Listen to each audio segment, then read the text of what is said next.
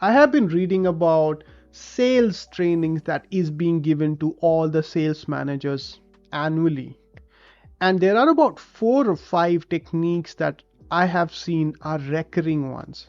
That brings me to the fourth point, and which I believe is my favorite point of the whole 5 techniques that I was reading about.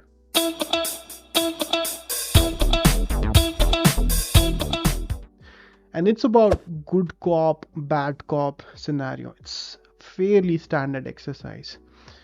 Now, in the training that I was looking at on YouTube and some of the master classes that I was watching, the trainer to the sales guy said, try to identify how the negotiation is going to happen.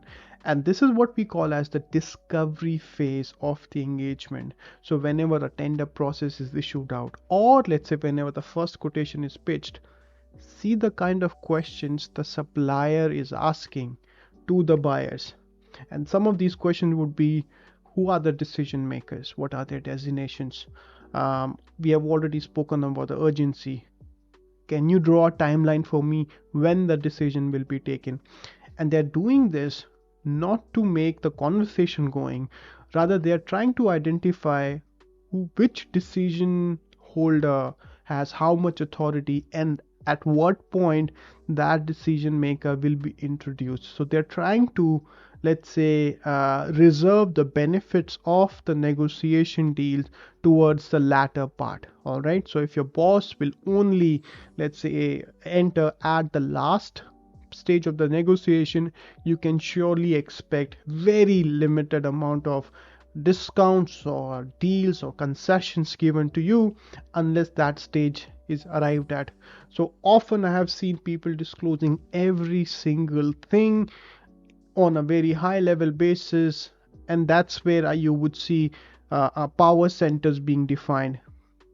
To take this point a bit more forward, basically what they are trying to do at this stage is the sellers is they're trying to time it. So they will identify who's the bad cop and who's the good cop. All right, and this is where it gets really interesting. The sellers would like to negotiate with the good cops earlier than the bad cops, so they will try to get many points. Of course, the price could be one off, but in most of the cases it's not. But anything other than the price, they would try to agree with the good cops.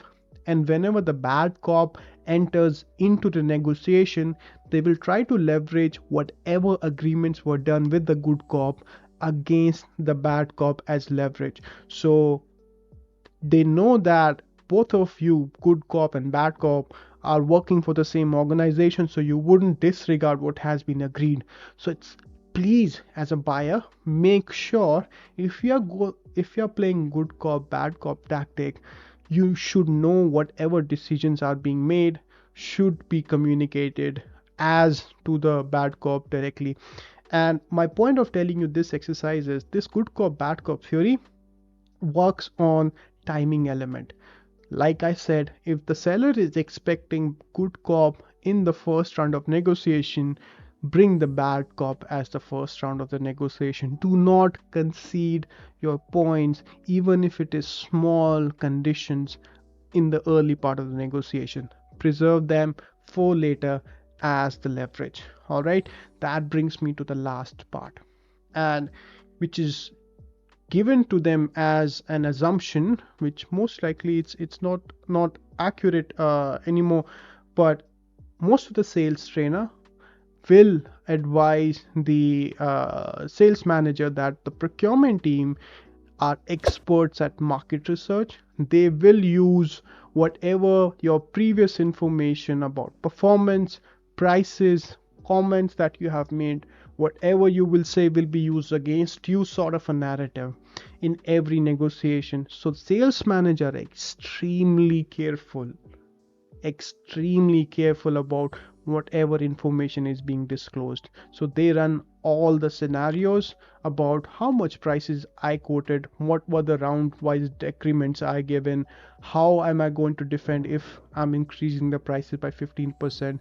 So in short, by design, the sales managers are extremely well prepared. So if you are sending your buyer which is less prepared, you can see who will take the control of the negotiation. So often what they will do to negate this market research expertise of procurement team, whatever the negative points of the suppliers are, maybe my prices are high, maybe I'm unable to meet your delivery deadline, and so on and so forth, whatever my negative points are as a seller, I will put it outright as part of the first meeting itself, so that as a good cop, if you are a good cop, you don't get to question me on this, rather you become as a solution master for me, trying to work out in the spirit of, okay, let's try to agree upon additional 30 days of delivery time, or let's try to agree upon it, less warranties, etc, etc, etc. So these are some of the things that suppliers will use against the good cops in terms of getting those early wins and starting with whatever they are insecure about. It's by design. That's how sales managers are taught every time a negotiation is being pitched. Well, these were the 5 points that I found very interesting that I should be sharing with you.